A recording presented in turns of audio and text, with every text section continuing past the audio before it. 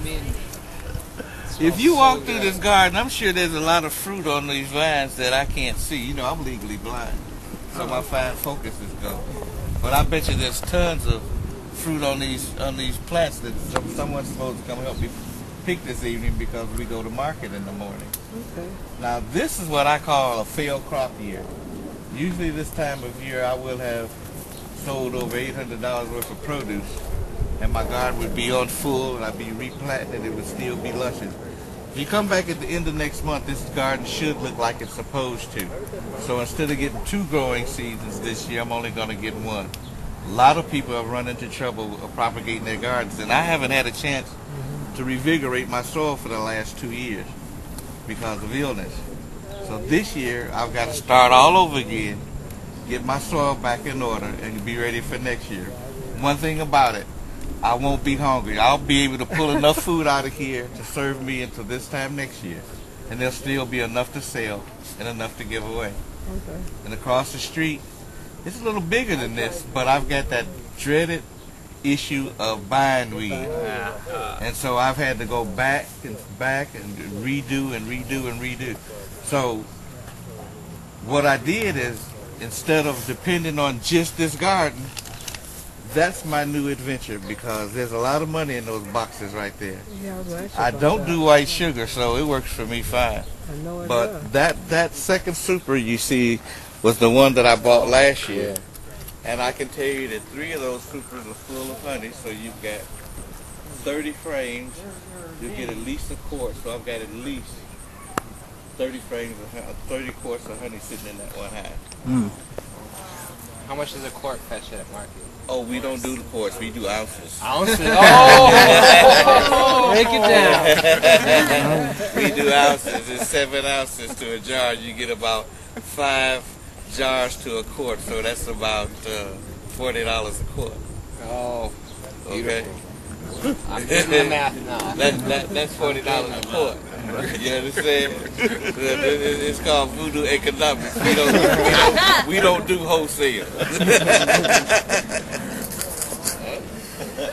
So what I want to do is put my water towers over there in that corner and run the drip line here. But it's more important to get the drip line across the street, because across the street, I've only watered across the street 3 times this year. It was by hand, where I would take 2 buckets of water and you know, the bottles that your orange juice come in with the big head on it, and I would dip it in the bucket and water each plant by hand. I've watered across the street 3 times this year, and that's all. So when we go across the street, you get a chance to see that it's not necessary that you water your garden every day. The hardest thing to get new gardeners to understand is you do not water your garden every day. It only needs 1 inch of water a week. Now in hot months like this, you might have to do it twice. You got to be careful when you do it, because if you do it at night, it'll set up mildew. If it doesn't have a good breeze running through to dry off the plants, you'll set up mildew and then you'll spoil your plants. But water is an issue, and if we can use Mother Nature's own free water, that would be a good investment, especially when you have to come out of your pocket, you know. And it'll cost a couple $100 to set up a drip line, but when John Beerbaum was here, you know, they buy drip lines about 10,000 feet because Yeah, they it want the rolls U of this N. high. Yeah. See, now if you could get it, so we were talking about getting a cooperative where we could all go in together and get the drip lines, because so you need that in your greenhouse. I need this here. Somebody else might need it in their garden. If we could all consolidate and get them at the same time, then we could save a lot of money. Yep. Water is my biggest issue, because I don't like to use city water.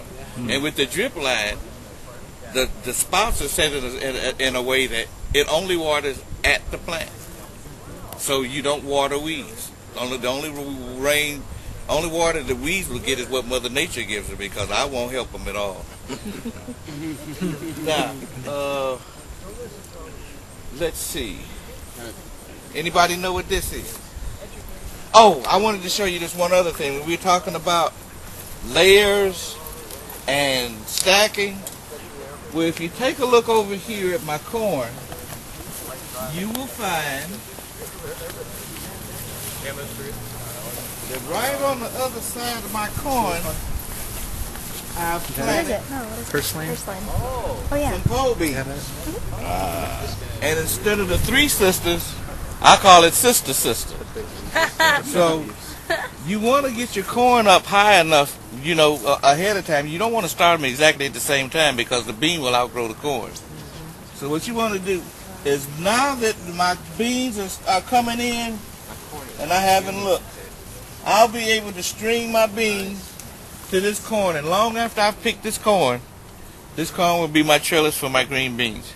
I think y'all want to get away from that. Yeah. And let's see, right here, if I'm not mistaken, Got onions. yeah, but you know, these are Scallions? the Egyptian onions that I planted. Some of these are the Egyptian that I planted from last week up in Troy. Oh, They're here. So they're coming. yeah, they'll be up. They're coming. That heavy rain knocked down the parsley, but it'll stand back up. Those are, and they're coming along. Yeah, these are strong. Yeah. Those are Pepperoncini. Scotch bonnet. Oh, Scotch bonnet. Ooh, Yeah. don't eat those. The Scotch what? Scotch Scotch bonnet. bonnet. Those are, I'm growing those specifically for a couple of ladies. They like them. Yeah. Peppers. Hot peppers. Very hot peppers. Give them to Mike. Oh yeah, Lala, you learned your I lesson. love hot peppers. You want one? Oh yeah, is it one ready? What is that? Can I have a pepper? One of these is oregano, and one of them is, what's this? This is lavender. This is Yeah, that's lavender. yeah, that's lavender. That could be majoram. Is it, or it's oregano? It's oregano. Yeah, oregano. That's lavender, and I got something else stuck up in there somewhere. What is this wrinkly green? This is a new switch. I mean, a new. Dino kale. No, it's a new one. It's Kale. called La Soda or something like that. Lacinato. Yeah, that's Or, what that is. or Toscano. They call it Dino kale. Toscano. It's not. No, it's not. Oh, no? Toscano. It's Lacinato. Lacinato. So they're different. Yeah. Oh. This is a new variety, but that's why I put it in here separately. Uh huh. It looks like dino, but look how broad the leaf is. Yeah, that's true. See, it's different, so I put it, and it tastes pretty good. I had Tastes some. pretty good.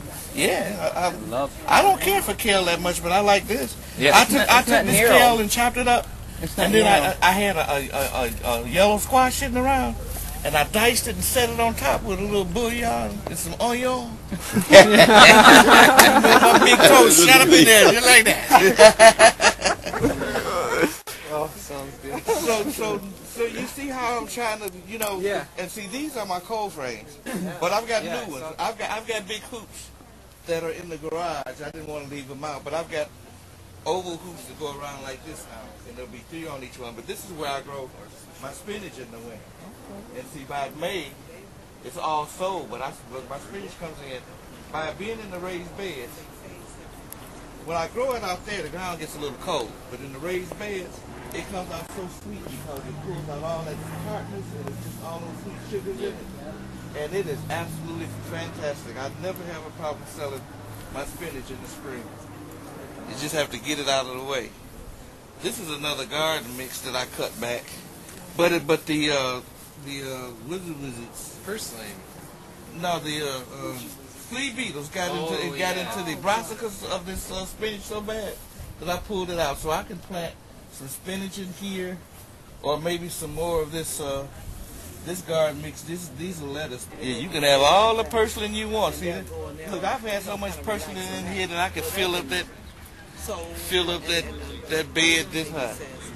It's purslane all through it, but it's supposed to be a sign of the fertility of the soil. That's what somebody told me. I like to think it is. But normally, these rows are full of Swiss chard. They're just loaded. What are these right here? Those are beets. Beets, that's what I thought. Yeah, but this is a very special beet. And then it didn't kill them. Oh yeah. So they do not come near, and I don't do anything. I just tie the bags up and put them in the can. Hold it, Lala. Oh, Is that a Chioga? Yeah, that's right. Yeah, well, I mean, it's Those are the candy stripe ones. So, it might work for them too. I'll get a knife. yeah, they're Oh, you beautiful. got a knife. Are they yummy? Ooh, Lord, it tastes like an apple. I don't know where my